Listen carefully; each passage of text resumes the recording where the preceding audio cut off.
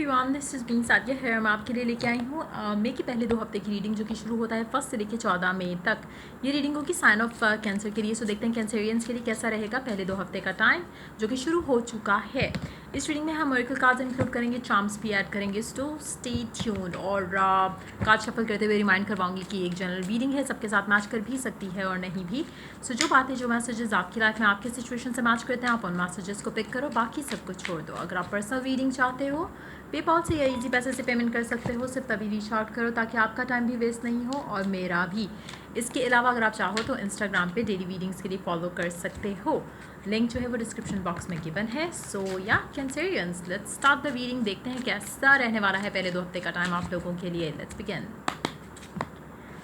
3 of wands, किसी चीज़ का इंतज़ार कर रहे हो आप, और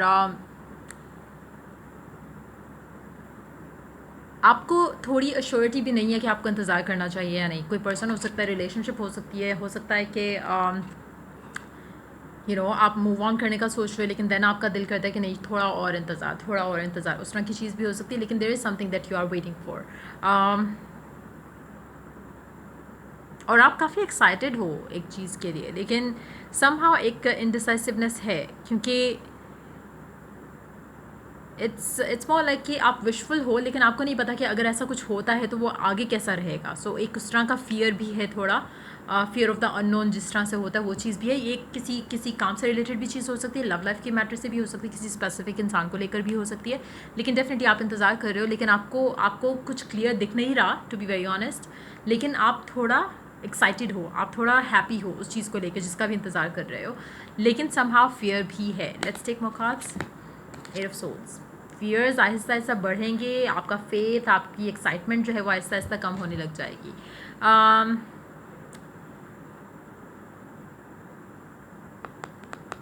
लेट्स टेक मोर कार्ड्स पहले। द हैंगमैन, क्योंकि डिलेज हैं इस पूरी सिचुएशन में आपको, तो आपको लगेगा कि कहीं व्हाट इफ़ ये कभी हुआ ही नहीं, अगर ऐसा कभी हो ही नहीं तो क्या होगा।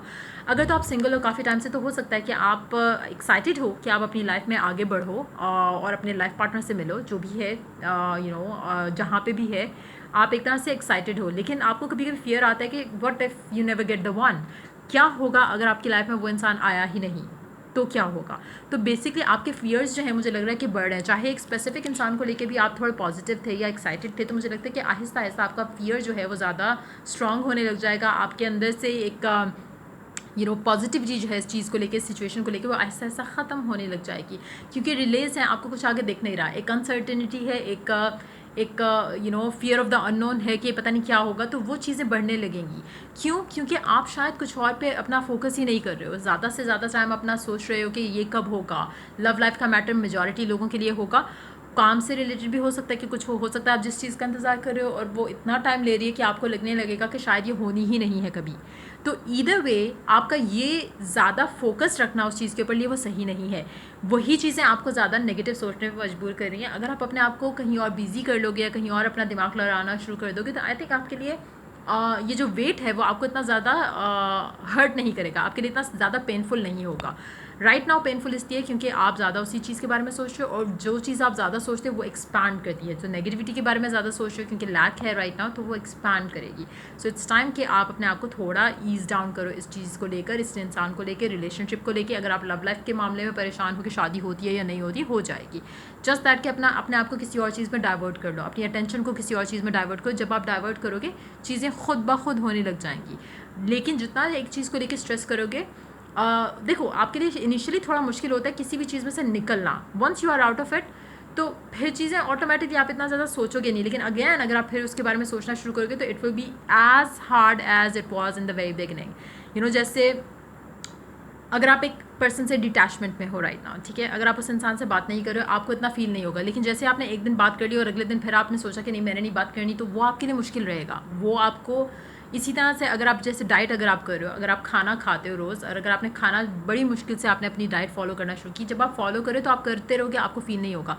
एक दिन आपने चीट डे किया, आपके लिए नेक्स्ट डे जो है वो इतना मुश्किल होगा। जगह सेम सिचुएशन है कि सिर्फ शुरू करना है आपने। अगर आपसे शुरू हो गया, अगर आपने वो चीज़ उस इंसान का वेट करना या उससे इस चीज़ को लेकर अपसेट रहना छोड़ दिया, तो इट्स गॉन, इट्स डन, मतलब वो चीज़ें आपकी लाइफ में मूव होना शुरू हो जाएंगी। लेकिन अगर आप इसी तरह से रहोगे तो चीज़ें आपकी लाइफ में बाकी जगहों पे भी आपको ब्लॉक नज़र आना शुरू हो जाएगी, क्योंकि आप ज़्यादातर जो है वो नेगेटिविटी के बारे में सोच रहे हो। सो मेक श्योर कि आप ये मिस्टेक नहीं करो। अगर आप चाहते हो कि लाइफ में मूवमेंट फॉरवर्ड आए तो अपने आप को बेसिकली थोड़ा किसी और चीज़ में कंफ्यूज नहीं करना, व्हाट्स द वर्ड, अपना किसी और चीज़ में ध्यान आपने लगाना है। Let's take more cards. The high prices, कोशिश करो, सबसे बेस्ट चीज़ ये रहेगी कि आप मेडिटेट करो, कनेक्ट करो अपने आप को अपने गॉड के साथ, ताकि आपको क्लैरिटी नज़र आए उस चीज़ से रिलेटेड, ताकि आपके दिमाग में जो ये उलझनें बन रही हैं वो सुलझ जाएँ, ताकि वो इश्यूज़ जो बन रहे हैं आपके माइंड में सोच सोच के वो ख़त्म हो जाएँ। सो मेडिटेट करो, अपने आप को गॉड से कनेक्ट करो। दूसरा आप ये कर सकते हो कि अगर आपका स्पेसिफिक समवन है तो उसके लिए, या कोई अगर आपकी लव लाइफ में आप मैनिफेस्ट करना चाह रहे हो, सो मेक श्योर कि उस तरह की चीज़ों में, प्रोडक्टिव चीज़ों में अपने आप को इंडल्ज करो, ताकि आपकी लाइफ में जो है वो एक बैलेंस भी वापस आए। दूसरा ये कि आपकी लाइफ में अच्छी चीज़ें आएंगी वापस, जो कि राइट नाउ शायद मिसिंग है। और स्पेशली मुझे लग रहा है कि फर्स्ट वीक आपके लिए काफ़ी ट्रबलसम रहेगा, बिकॉज आपको इस चीज़ में से निकलना है, और अभी आप इस चीज़ में हो, फुली इंडल्ज्ड हो राइट नाउ। आप शायद एक तरह से अपने आप को स्टक फील कर रहे होगे, लेकिन जैसे ही आप अपनी कोशिश थोड़ी बहुत करना शुरू करोगे तो आपके लिए चीज़ें आसान होने शुरू हो जाएंगी, स्टेबिलिटी लाइफ में वापस आ जाएगी। इनफैक्ट कुछ हद तक इस तरह से भी सिचुएशन हो सकती है कि आपको लगेगा कि आप तो स्टूपिड थे कि आप इस चीज़ में फंसे हुए थे एट फर्स्ट प्लेस। तो कहीं ना कहीं you need to work on yourself, ताकि आपको क्लैरिटी भी आए। दूसरा ये कि आप अपने आप को इस चीज़ में से निकालने की फुल कोशिश करो। इंतज़ार वाली जो सिचुएशन है, इट नीड्स टू एंड। जब तक वो इंतज़ार वाली सिचुएशन ख़त्म नहीं होगी, आपका फोकस उस चीज़ से किसी और चीज़ पे नहीं जाएगा, चीज़ें आगे मूव नहीं होंगी उस स्पेसिफिक एरिया में, चाहे लव है, काम है, वर्क है, फाइनेंसिस है, अपने आप को उसमें से निकालो। Underneath the deck we do have the 10 of pentacles. देखो, मुझे नहीं लगता कि आपकी लाइफ में अदरवाइज़ कोई इश्यूज़ हैं। अदरवाइज़ अगर आपकी लाइफ देखें तो सब कुछ परफेक्ट है, just one area is stuck. तो वो जो एरिया स्टक है, तो आपने उसी के ऊपर ही फोकस कर दिया सारा, तो वो चीज़ें और ब्लॉक बनाएंगी, बाकी एरियाज़ को भी डिस्टर्ब करना शुरू कर देंगी। तो मेक श्योर कि आप ऐसे नहीं करो अपने साथ। और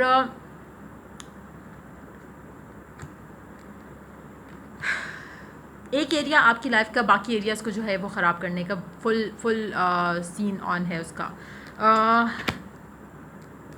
एक सेकेंड,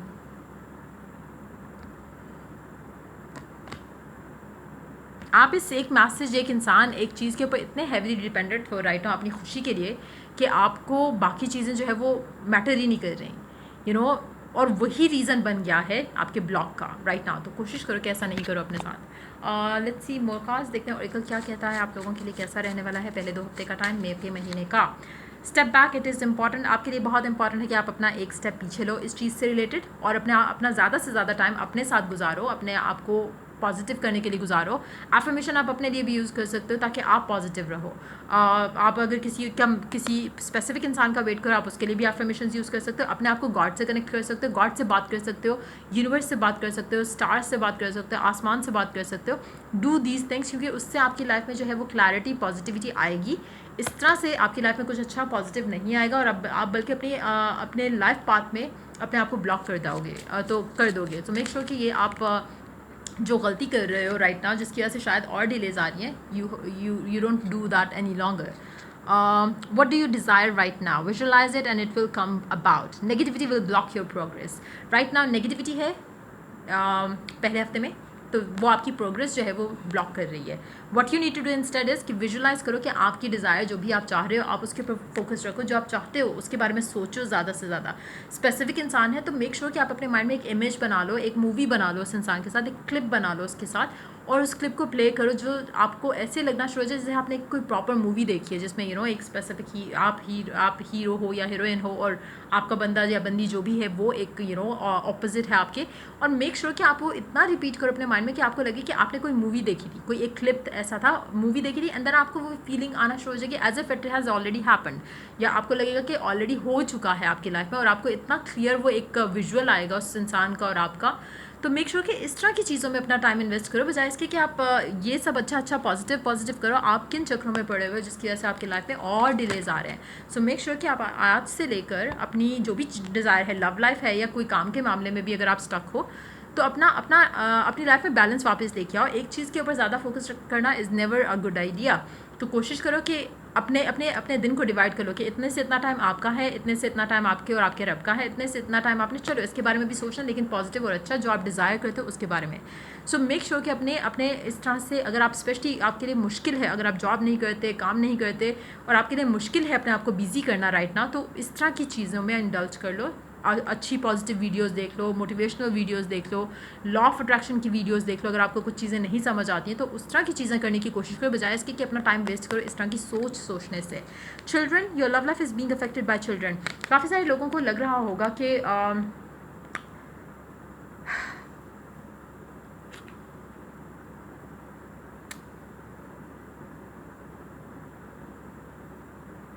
हो सकता है कि आप जिस इंसान का वेट कर रहे हो सकता है वो ऑलरेडी मैरिड हो, और हो सकता है कि उसके बच्चे रीज़न हो कि वो अपनी मैरिज से ब्रेक फ्री नहीं कर पा रहा और आपकी तरफ नहीं आ पा रहा। ये एक रीज़न हो सकता है आपके लव लाइफ में डिले का।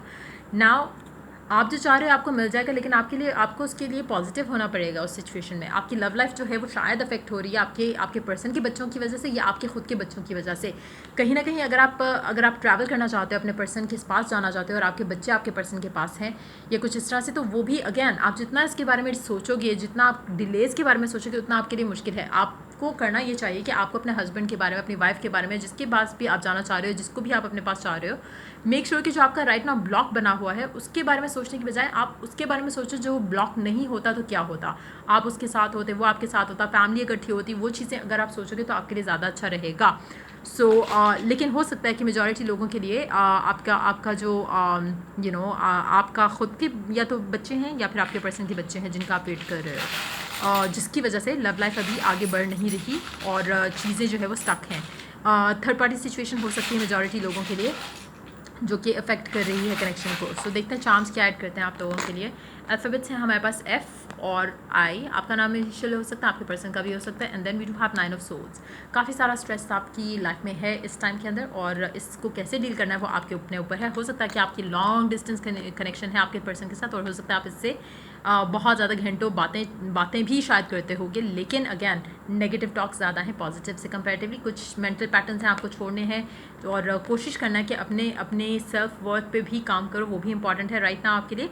अपने आप को ज़्यादा से ज़्यादा पैम्पर करो, बजाय इसके कि इस इंसान के ऊपर टाइम वेस्ट करने से। ज़्यादा टाइम वेस्ट इसलिए कह रही हूँ कि आप वेट कर रहे हो ना, और अगर आप वेट कर रहे हो और अगर आप कुछ अच्छा नहीं करे, पॉजिटिव नहीं करे, तो that's something that you are wasting basically.